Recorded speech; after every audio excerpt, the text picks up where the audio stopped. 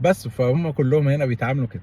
قدمت كتير، فدخلت كان في منهم فرع جنب البيت، فروحت عملت الانترفيو عشان اعمل انترفيو. البنت هناك فظيعه، مش ناس مش كويسين يعني، فاتعاملت بطريقه مش حلوه وعملت مشكله وقعدت ازعق. طبعا ما فيش اي حاجه، ما خدتش منها لا حق ولا باطل، انا لسه جاي وما عنديش حاجه.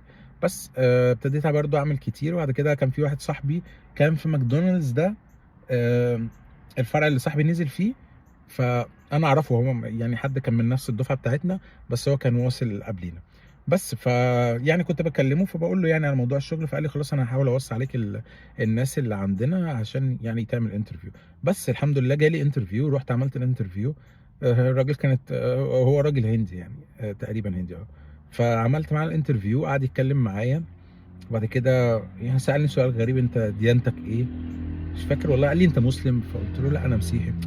بعد كده قال لي قعد بقى يتكلم معايا في الشغل ومش عارف ايه. وبعد كده قال لي هرد عليك. ماشي، يعني براحتك، ماشي مفيش مشكله.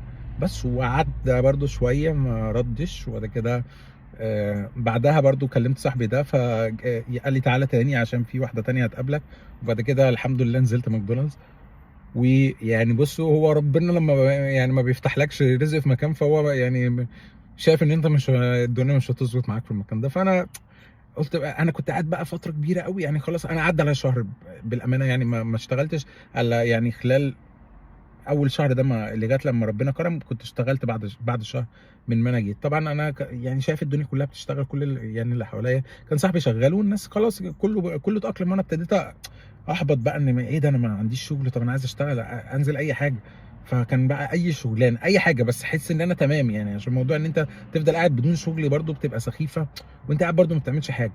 طبعا دي اكتر فتره انت هتبقى مستريح فيها، لان بعد كده انت يعني هتتعب قوي